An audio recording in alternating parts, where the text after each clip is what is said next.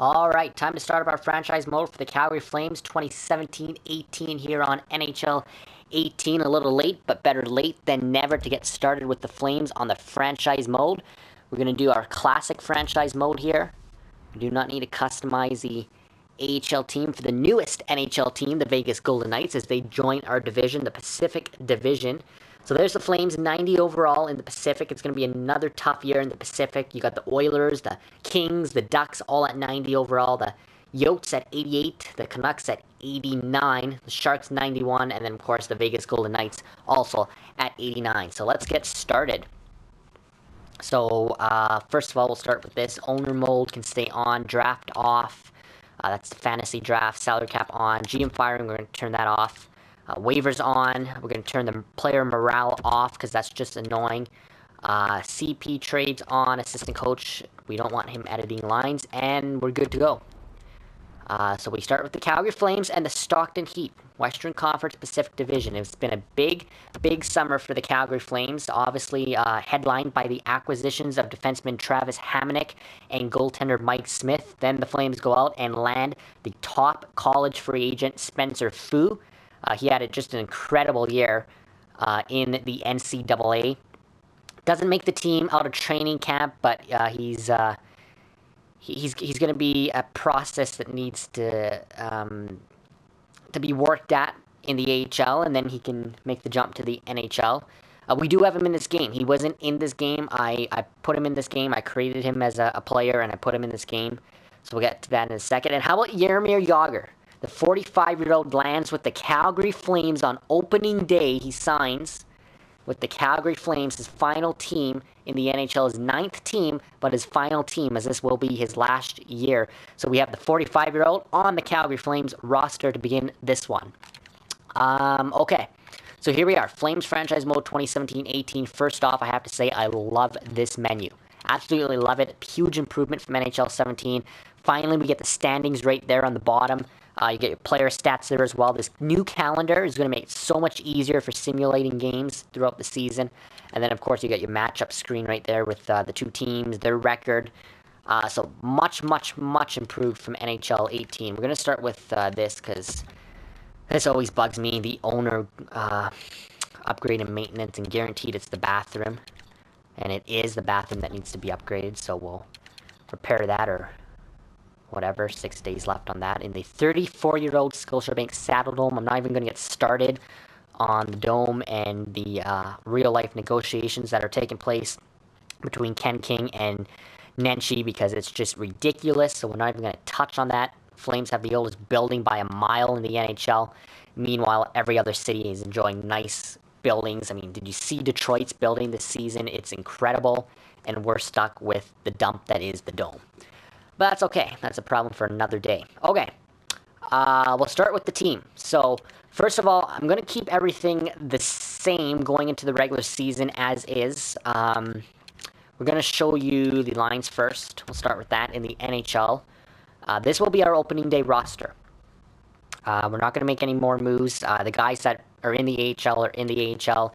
And the guys that are in the NHL are going to stay in the NHL to start the season. So, assistant coach, we don't want you editing lines. We're going to stick with the lines in real life. So, we're going to go with Ferland on the top line with Gaudreau and Monahan. Kachuk, Backlund, Frolik. We'll put Versteeg, Bennett, and Jagr together. Jagr comes in. Brouwer, Lazar, and Jankowski. That's the only difference from real life, from the opening day roster in real life. Is I put Mark Jankowski on the opening day roster. This guy actually made the team pretty much out of training camp. The only problem is with the way contracts worked out, they had to put him in the AHL. So he had to be sent down, but he's going to be back up in the NHL. He's a really good player. He's going to be a future centerman for this team for years to come. Hopefully he's going to be a very stable third line future centerman. For us, we'll see what Bennett does, but no, huge piece for us going forward. So have to have him starting in the NHL in this one. Look at that, 6'4". In real life, he's already 6'5", and he's 23 years of age. So this is definitely our top. I don't even know if you'd call him a prospect anymore, because like I said, in both this game and real life, he's pretty much made the Flames. But we'll start with this. So pretty good top line for the Flames. Michael Ferland coming in, very stable second line. We know how good that 3M line was last year. The addition of Jaromir Jagr, this is huge, both in, again, real life and this game. Jaromir Jagr adds just such depth to this offensive lineup that we couldn't have imagined. I probably would have went and got this guy out of free agency if the Flames didn't pick him up in real life, but they did, so I put him in the game. He's listed as a second-line forward. He's arguably was the top free agent left in the game going into this season. Of course, the Flames claim him on opening day, though, or sign him on opening day. 83 overall, so that's huge. 45 years of age, like I said, it'll probably be his last year, but this is a season that the Flames are going to want to be not just a playoff team, but they're going to want to be cup contenders. They traded away their first overall pick for the upcoming season, so we don't even have a first round pick for the upcoming 2018 draft. So this is the year. This is, the Flames brought in the blue line that they did. They brought in Mike Smith. They're going for the cup in the next 3 or so years, and that's going to be our challenge here in franchise mode to do. So we'll go with Jagr, with Bennett for Stieg. We're going to put Lazar, Jankowski, Brouwer on the fourth line. That means that both Matt Stajan and Tanner Glass end up being our scratch players. We'll get to Matt Stajan in a second. Let's look at the D first. So Giordano, Hamilton, Hamonic, Brody, obviously one of the best top fours in the NHL. It's going to be huge for us. I got Brett Kulak starting in on the defensive pairing with Mark Stone on the final defensive pairing. He's got a high 7th potential, so we definitely want to grow him in this game, and what better way to grow him than in the NHL. Matt Bartelski, I don't even know what his potential is, but I think it's exact, so we don't really need to worry about that. Special teams we'll leave alone for now. Actually, we'll edit it quickly. They got Jagr playing the power play. Yeah, we'll go with that, Jagr. Brody Versteeg comes in here, replaces Hamonic. So we'll go with right winger Chris Versteeg, get him on the power play, because that's how it is in real life. Frolik, Backlund, Kachuk, anchored at second unit with Giordano and Hamilton. So that means Sam Bennett is the lone guy off with the addition of Jaromir Jagr, but we'll work our special teams throughout the year, and if we need to make changes, we will. 4-man power play. Like that, I just want to put in Backlund and Frolik together. Even though Jagr's better, let's keep the lines realistic as they are. Giordano and Hamilton, Brody Hamonic. Penalty kill.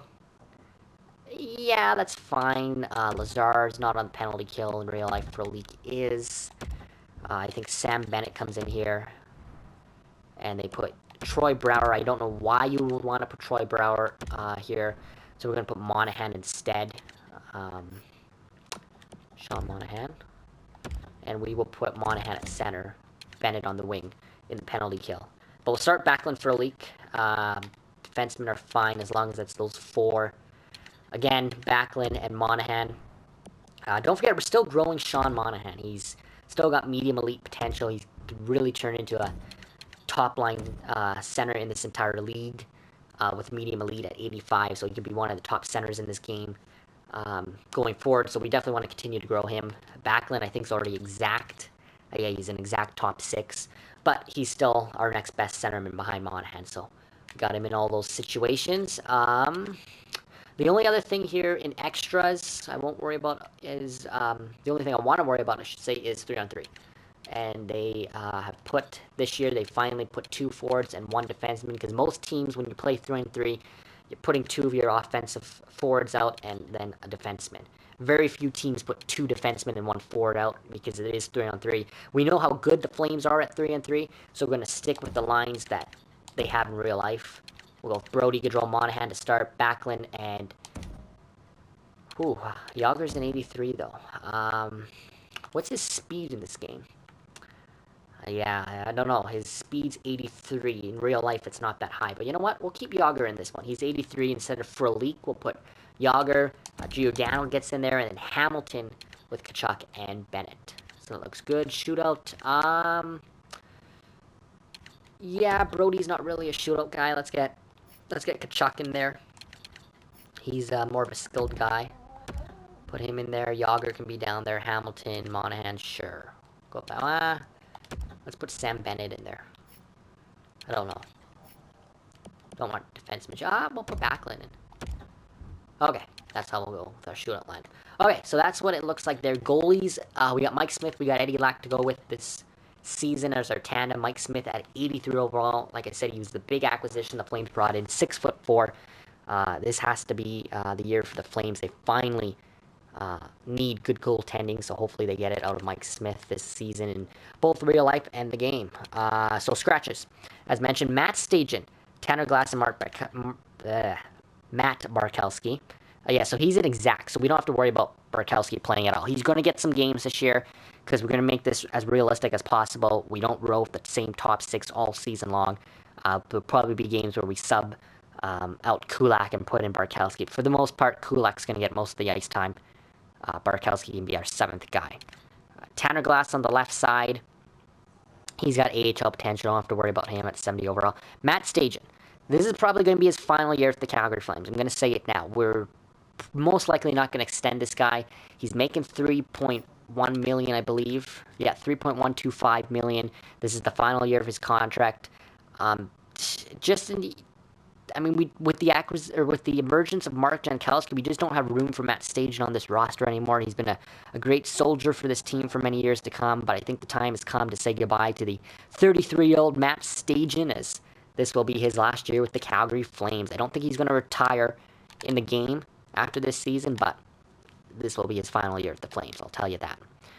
So it's going to be unfortunate. He'll be our guy that jumps into the lineup if we have an injury, when we got to do substitutions, if we're not doing good and we got to change up the lineups. Matt Stajan will definitely come in before Tanner Glass, but yeah, he's just not going to play a full season for us. So that's what the NHL looks like. We'll get to the AHL now. Not the lines just yet. I want to go to contracts because I want to show you the potential. There's a couple changes that I made to the prospects, and it's just because it made sense. Nothing major, just minor changes to the potential of some guys. So we'll look at contracts. So first off, our salary cap.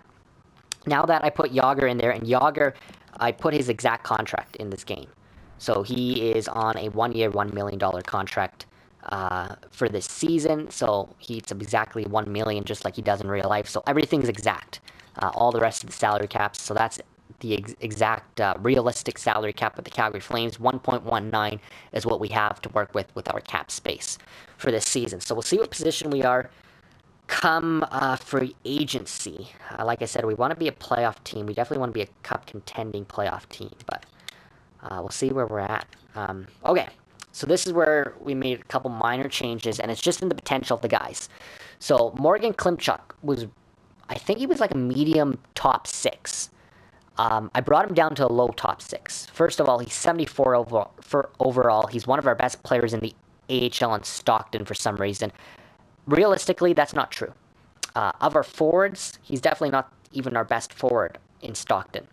Let alone he doesn't have the best potential of all the forwards in Stockton. So in this game, they gave him the best potential. I don't know why. He's already 22 years of age. Yes, he's that first overall draft pick that we got in the Jerome McGinley trade back in, 2012. But he's just not our top player. So I brought him down to a low top 6. Adam Rajewska, or however you say his name, he's also a low top 6. We'll just go with that. Rasmus Andersson was a medium top 4, so I left him. He's a medium top 4. He's definitely our top defensive prospect. Same with Juuso Välimäki. Left him. He's a medium top 4, but Välimäki will start the season with, or play this season with the Tri-City Americans of the WHL. He's only 18 years of age. Andrew Mangiapane, believe it or not, but they gave him I think it was top 6 AHL potential. It wasn't even top 9. It was AHL top 6 potential.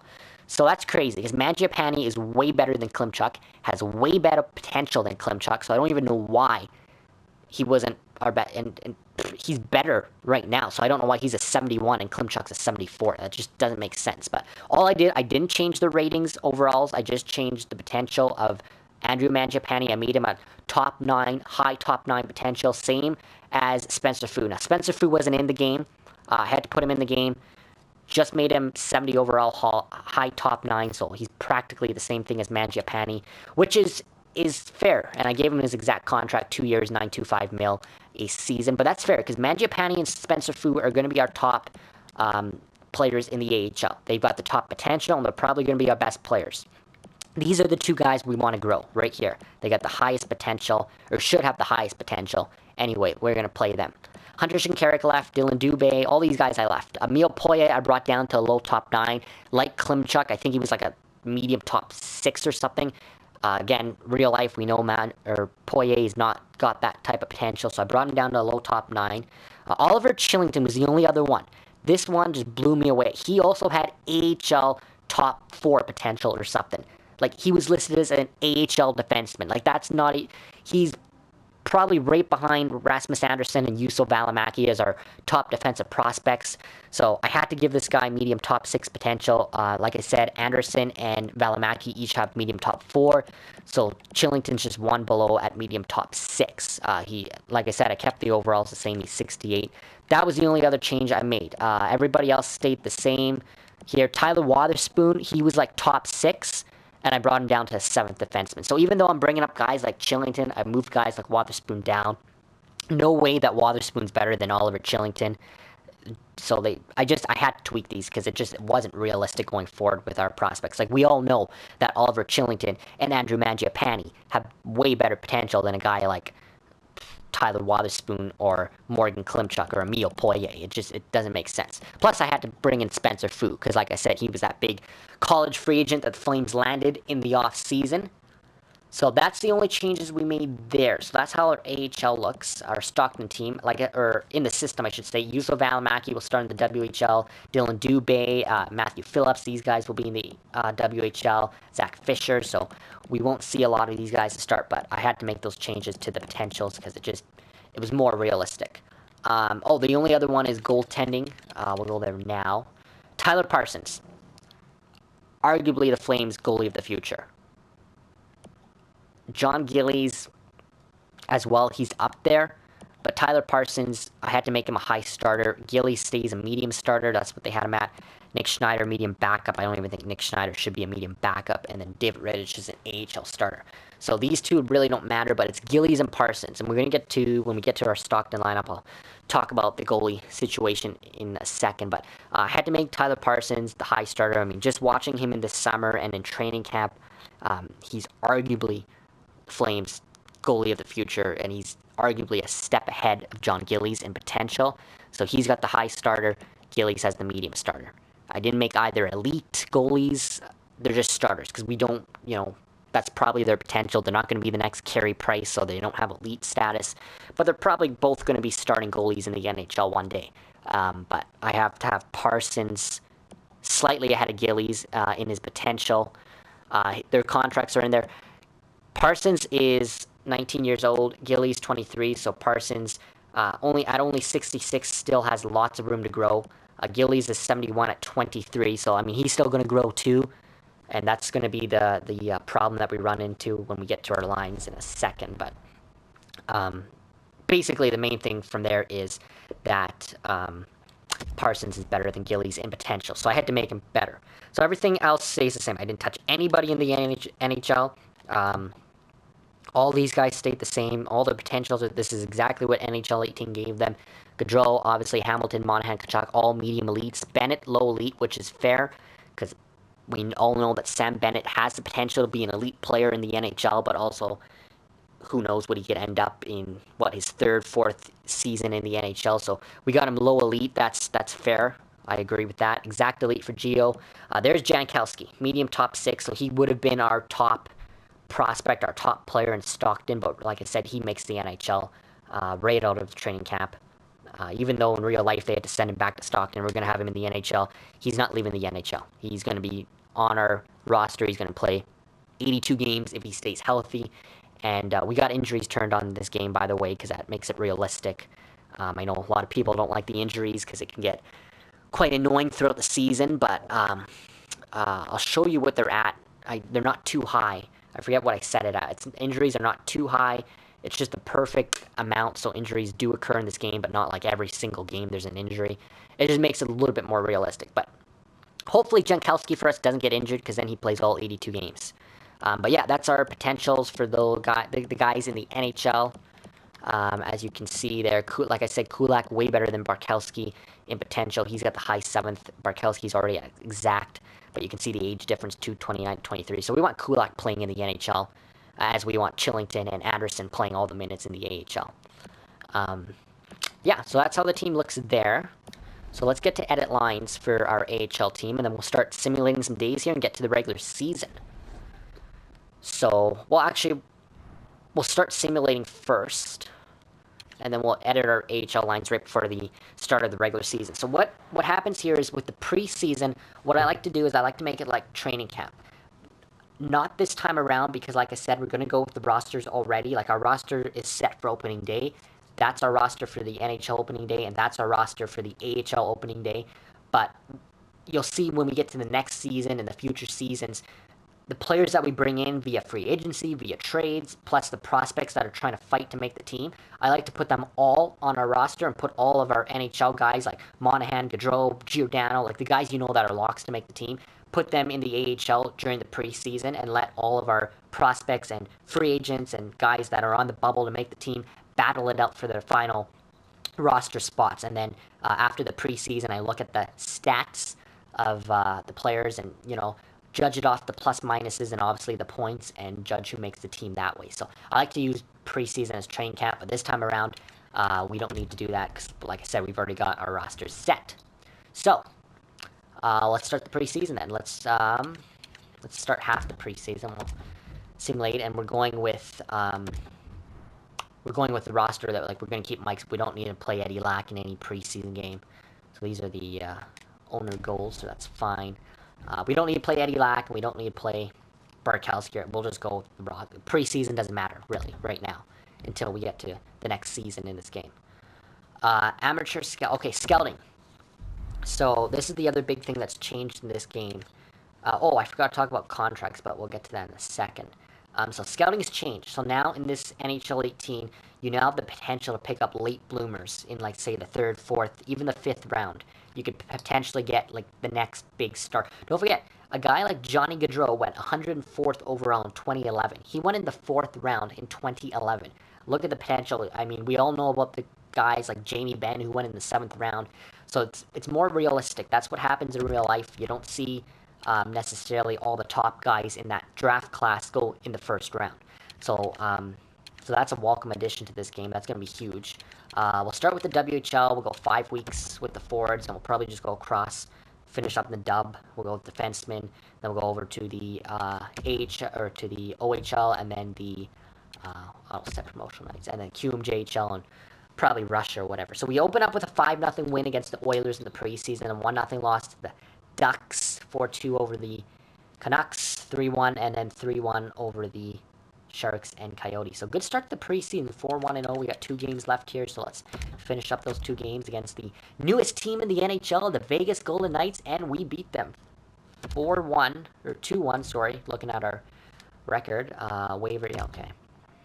And we finish up the preseason with a 5-2 loss to the Kings. So preseason, we go 5-2-0, not bad with our NHL-ready roster. So we'll definitely take that, but again, it's just preseason, doesn't even matter. Like I said, the only thing I use preseason for in this game is determining who's going to make the team, but we already went with the opening day roster to start this one. Okay, 8 points in 7 games for Sean Monahan. He leads us in the preseason. Like I said, I really like the new screens here. Finally, we get to see the stats, who our top points leader is in the NHL, and then we get to see the standings. That's huge. Like, that is huge, especially when we get to the playoff race, to see our divisional standings and where we stand. That's going to be huge. So that's just amazing. Okay. Quickly with contracts, the new thing that's been added to this game, besides the late bloomers in the draft, is you can now sign guys midway through the season that need an extension. So that's huge for us because we have a couple guys that are coming up as UFAs and RFAs that we want to sign. So, like I said, this will probably be Yager's last season in this game as well, so we don't have to worry about him. Barkowski and Stagel, we probably won't extend the glass. I mean, we probably don't need to be bringing these guys back.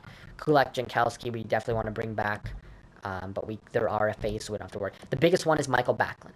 We could potentially sign Michael Backlund mid-season and extend him, and that's huge. We don't have to wait till July 1st to bring Backlund back to the team. He's a second-line forward. In real life, we already know how big he is to this team. He is a real-life second-line centerman. In this game, they have him listed as a second-line forward, so 84 overall. He is our best centerman behind Sean Monahan in this game. I mean, he's already exact, but he's 28 years. We definitely want to bring Backlund back. He's a huge underrated guy, both in real life and in this game. So, I mean, we want to bring him back. He's going to be definitely demanding more than that 3.5 mil, but, I mean, we got to bring this guy back. He's such a huge piece of this team. I mean, in real life, I mean, last year, people still forget that he was one of the runner-ups for the Selke Trophy. He finished fourth in voting for the Selke Trophy last year. So, I mean, he was one position away from actually going to the NHL awards with Gaudreau and Giordano and Hamonic to get an award or to be runner-up for the Selke. So, he finished fourth. That's pretty damn good. I mean, he's a pretty underrated two-way centerman in this league. So to be one of the top 4 two-way centermen in the league last year in real life, I mean, he's good, and we're going to bring him back in this game. So that was the one thing I wanted to show you about contracts. So, I mean, like I said, we'll probably keep an eye on. Versteeg is also a UFA, so we'll see how we do with Versteeg. Kulak, like I said, we want to bring back, and obviously Jankowski. Those are the focuses. Don't think we're going to bring back Yager, because he probably will retire anyway. Definitely not bringing back Stajan, or probably not Bartkowski, because we're going to have the emergence of our defensemen like Rasmus Andersson in the AHL, and that's what I want to get to now, is our AHL lines. So just before we start the regular season simulation, we got our NHL lines, we looked at our NHL lines, how we're going to start. I mean, we looked at them. There's our forwards, and there's our goaltenders, but there is our defenseman as well at the NHL. So that's how we're going to start. Oh no, Giordano got injured. Well, that's not good. See, there's the injuries already, but that was preseason. He already got injured. That's another good thing about preseason, is holding these guys out, is they don't get injured. So both in real life and in this game, if you don't put them in the preseason, it doesn't matter, because it doesn't matter if you win or lose games, and they don't get the risk of getting injured. So we'll see how injuries work. If we have to turn injuries down, we can. They could be annoying if it happens every game. We definitely won't be losing our big players. We want to make it as realistic as possible. Yes, you get injuries in real life. The chances of it being your star players every single game are very unlikely, but we'll see how we go with the injuries going forward. Okay, so we want to go to our AHL lines. Okay, so this is what our AHL looks like in Stockton. Like I said, they made Morgan Klimchuk in this game one of our top Stockton players, one of our top prospects. Real life, Izzy, no, but you know what? 74 overall, we'll take that. The biggest one, like I said, is Mangiapane and Spencer Fu. These guys both have high top 9 potential, so these are the guys we want to grow. So they are going to be on the top line all season long for us with Freddie Hamilton. Spencer Fu, Andrew Mangiapane, and our captain in Stockton, Freddie Hamilton. I always make Hamilton the captain in Stockton because I feel bad that I don't ever put him on the NHL roster. Like in real life, they keep him up there with his little brother Dougie, but he's just not that great. So I always put him in Stockton. He doesn't ever leave Stockton, but with that, I give him the captaincy. So that's a little bonus there. We're really thin in centermen down the middle here. We've only got Freddie Hamilton and Brett Polak as actual centermen. You'll notice that Garnet Hathaway and Hunter Smith are not centermen. So in Stockton, that's a kind of a concern for us going forward. We do have 5 centermen in the NHL because we have Monahan, Backlund, Bennett, and then Jankowski as our 4th centerman, and then we got Matt Stajan, who's our healthy scratch. But we're not going to bring Matt Stajan down to the AHL because that's just not realistic. He's in the NHL. He's going to be our healthy scratch guy that jumps in if we have an injury anyway. So we're going to keep him up there. So we're only down to 2 centermen in the AHL. So that's going to be an area of focus when it comes to, say, free agency, to say trade targets, even guys that get waived. I like to claim guys off waivers because they're usually AHL type of guys anyway on AHL contracts. So it makes sense. And then they really add depth to our AHL team. So we'll watch for waivers and we'll watch for minor trades throughout the season. But we definitely need to add depth to our center position here. But, that's pretty much it. Shinkarik's got medium top 9, so he needs to be on the second line. Klimchuk, low top 6, can be up there. And then they'll skate with Polak in the middle. Garnet Hathaway, you know what, with Garnet Hathaway, he's got the better overall anyway, and better potential. Polak comes down. Poirier can be down there with Marek Harivik, and then Austin Carroll, Hunter Smith, and Luke Gasnick form the fourth line in the AHL. And defensive-wise, so here we go. Rasmus Andersson, like I said, this guy is going to be a future defenseman. He's going to probably be a future top four defenseman with Juuso Välimäki for this team. So we really have to grow Rasmus Andersson. We have our defensive core in the NHL locked up for the next 3 years, right? That's Giordano, Hamilton, Brody, and Travis Hamonic. Locked up, and Michael Stone. Locked up for the next 3 years. But depending how this season goes, we may want to trade Michael Stone. Say, like, if we don't have a good season, and we want to trade a guy like Michael Stone because he's making like $3 million a year. We have that option because a guy like Rasmus Andersson could be in the NHL as early as next season. He could be in the NHL this season if we had injuries and we needed to call a guy up.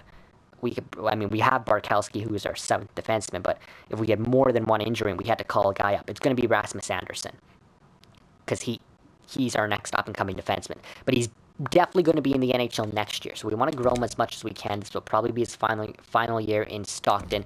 Oliver Chillington, like I said, he's also going to be in the NHL one day for us, probably in a top 6 role. That's why he's a medium top 6. So we're going to grow him as well with Rasmus Andersson. And the bonus is 1 shoots left, 1 shoots right. So they're going to be our top pairing everything we do in Stockton. They're going to be our top pairing. Keith Ollie and Tyler Wotherspoon.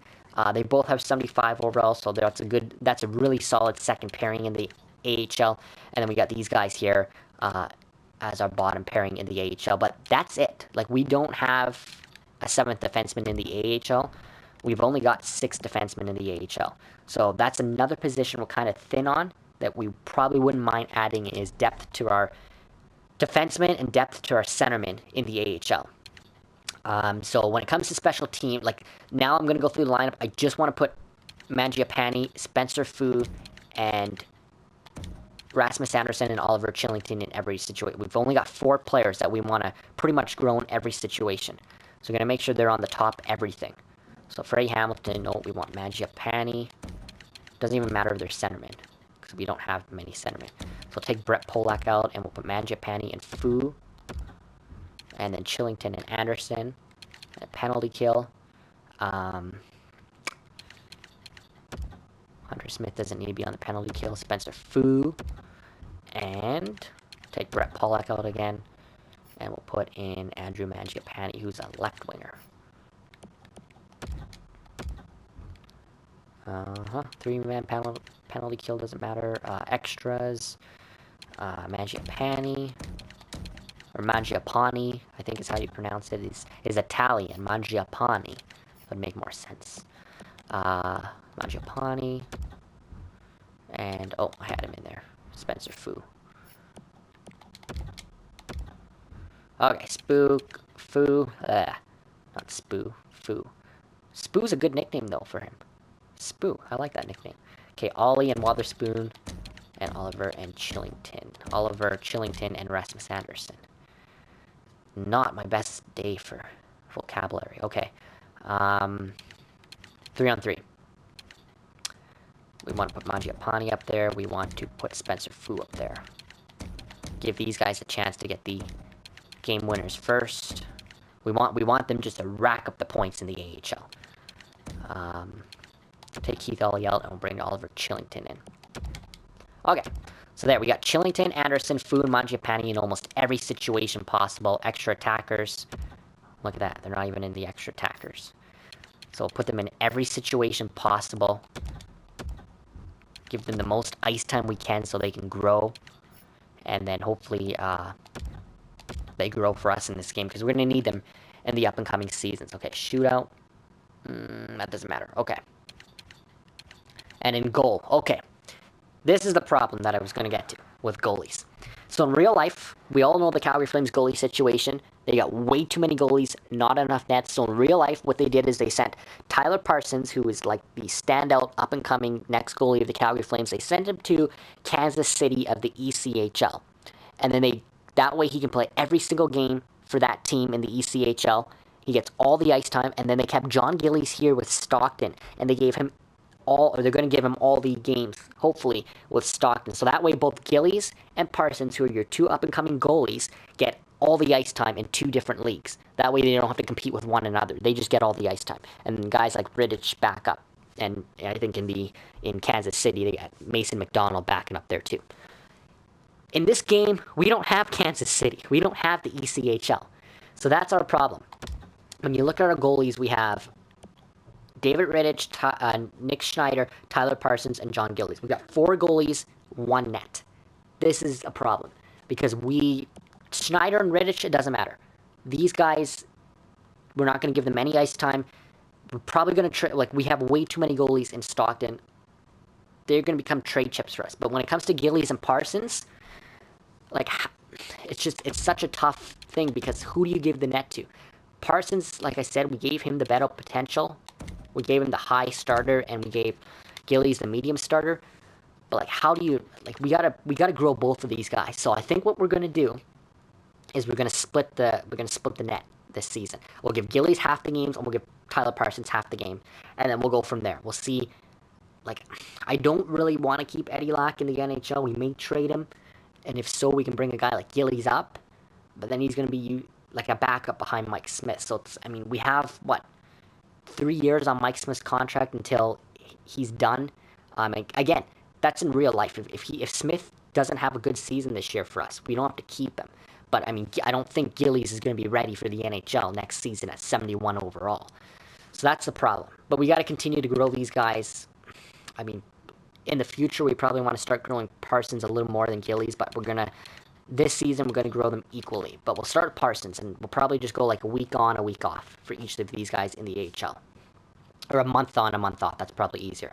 Give Parsons the first month. But it's definitely a problem not having the ability to send a guy to the ECHL. And you can't send Parsons back to junior because he's too old for junior with the London Knights. So it's a bit of a problem, but we'll find a way around it. And then, like I said, Rittich and Schneider become trade chips for us. We're not going to be able to trade for a player with those two alone. They're most likely just going to be trade chips that you put in with a draft pick and a roster player, and I don't know, get somebody half decent back. Okay, so that is the way Stockton looks. Yeah,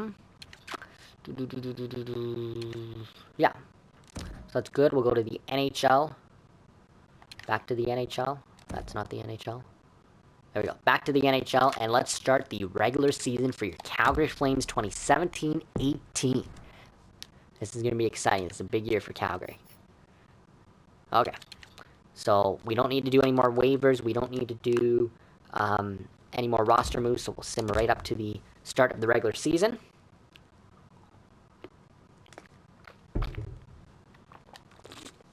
Okay. Edmonton, game on. Here we go.